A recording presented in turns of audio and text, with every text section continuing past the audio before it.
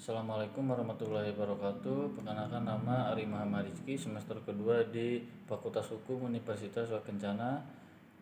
Di sini saya akan sedikit mengulas tentang hukum pidana di pertemuan yang kelima, tentang pembaruan hukum pidana dan struktur RUU KUHP. Adapun di sini tentang perbandingan struktur KUHP dan RUU KUHP. Untuk struktur KUHP ada aturan umum, kejahatan, dan pelanggaran. Yang kedua, untuk RUU KUHP terdapat aturan umum dan tindak pidana.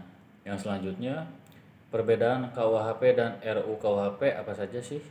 Yang pertama, RUU KUHP tidak mengenal pembedaan istilah kejahatan dan pelanggaran. Yang kedua, terdapat hal baru dalam buku 1 RUU KUHP berupa asas-asas hukum pidana yang berkaitan dengan perbuatan atau tindak pidana, pertanggungjawaban pidana maupun prinsip-prinsip pidana dan pemidanaan. Ketiga, terdapat hal-hal baru dalam buku 2 RUU KUHP penambahan tindak pidana yang bersumber dari konvensi internasional yang sudah diratifikasi. Adapun tim pemerintah pembahasan RUU KUHP menerima masukan dari berbagai unsur masyarakat serta kementerian lembaga terkait berupa substansi RUU KUHP antara lain. Yang pertama, Kementerian Kesehatan tentang alat pencegahan kehamilan atau kontrasepsi pasal 415 dan 416.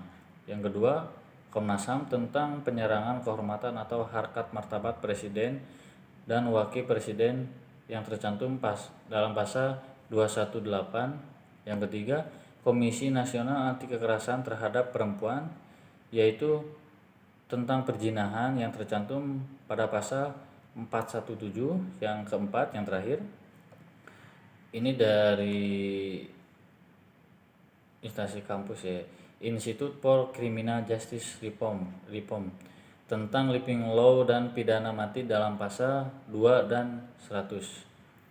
Untuk perkembangan saat ini juga, RUU KUHP masuk proglenas jangka menengah tahun 2020 sampai dengan 2024 berdasarkan keputusan Dewan Perwakilan Rakyat Republik Indonesia nomor 46 DPR RI 1 2019 sampai 2020.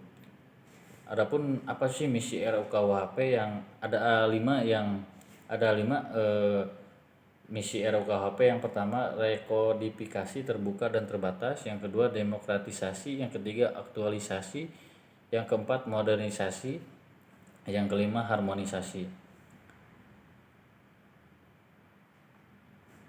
Beberapa kebaruan dalam RUU KUHP. Yang pertama, tidak ada lagi kategori kejahatan dan pelanggaran. Yang kedua, asas legalitas tetap diakui dalam pasal 1 ayat 1, namun juga mengakui keberadaan hukum yang hidup dalam masyarakat ataupun living law sebagai dasar untuk membidana pasal 2. Yang ketiga, perumusan tindak pidana tidak lagi secara tegas mencampurkan unsur dengan sengaja. Setiap tindak pidana dianggap dilakukan dengan sengaja kecuali ditentukan bahwa ada kelalaian ataupun culpa. Jadi unsur kelalaian atau culpa dicantumkan. Terdapat ketentuan tentang kurang mampu bertanggung jawab selain tidak mampu bertanggung jawab pasal 38 sampai 39. Perumusan di tujuan pemidanaan pasal 51 sampai 52 dan pedoman penjatuhan pidana pasal 53 sampai 56. Perumusan double track system pidana pasal 64 sampai 102 dan tindakan pasal 103 sampai 111. Perumusan pertanggungjawaban pidana korporasi pasal 118 sampai 124. Pengaturan alasan pemaaf pasal 40 sampai 44 dan alasan pemberat pidana 58 sampai 59. Perumusan dan pengaturan permufakatan jahat tercantum pada pasal 13 sampai 14 dan persiapan pasal 15 sampai 16. Adapun tujuan pemidanaannya pasal 51 dan 52 yang sudah dijelaskan tadi di atas, yaitu tentang pencegahan, pemasyarakatan atau rehabilitasi, penyelesaian konflik, pemulihan keseimbangan dan penciptaan rasa aman dan damai, penumbuhan penyesalan terpidana.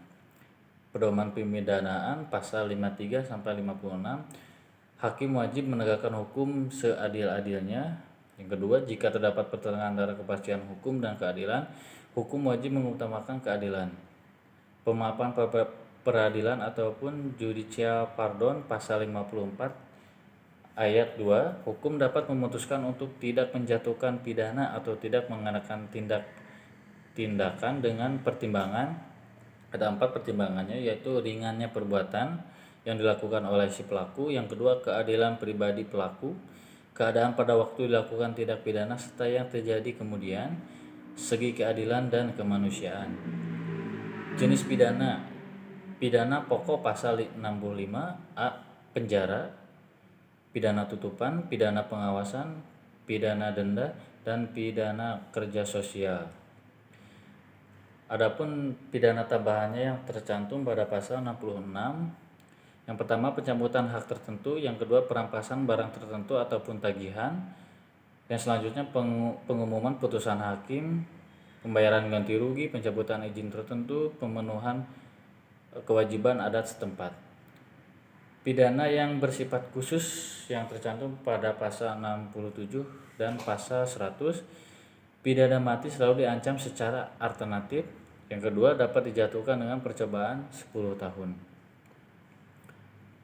Adapun pidana penjara sedapat mungkin tidak dijatuhkan dalam pasal yang tercantum pada pasal 70 ayat 1. Yang pertama, terdakwa adalah anak.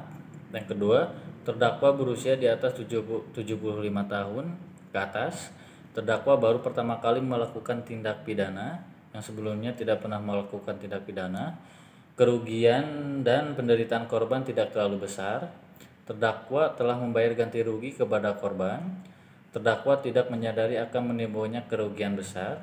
Tindak pidana terjadi karena hasutan yang sangat kuat dari orang lain. Korban tindak pidana mendorong atau menggerakkan terjadinya tindak pidana. Tindak pidana merupakan akibat suatu keadaan yang tak mungkin terulangi lagi. Kepribadian dan perilaku terdakwa meyakinkan bahwa ia tidak akan melakukan tindak pidana yang lain. Pidana penjara akan menimbulkan penderitaan yang besar bagi terdakwa atau keluarganya. Pembinaan di luar lembaga pemasyarakatan diperkirakan akan berhasil untuk diri terdakwa. Penjatuhan pidana yang lebih ringan tidak akan mengurangi sifat berat tindak pidana yang dilakukan terdakwa. Tindak pidana terjadi di kalangan keluarga dan atau tindak pidana terjadi karena kealpaan. Mungkin itu saja review dari hukum pidana yang dari pertemuan yang kelima tentang pembaruan hukum pidana dan struktur RKUHP. Mohon maaf bila ada penyampaian yang kurang sesuai. Wabillahi taufiq wal hidayah. Wassalamualaikum warahmatullahi wabarakatuh.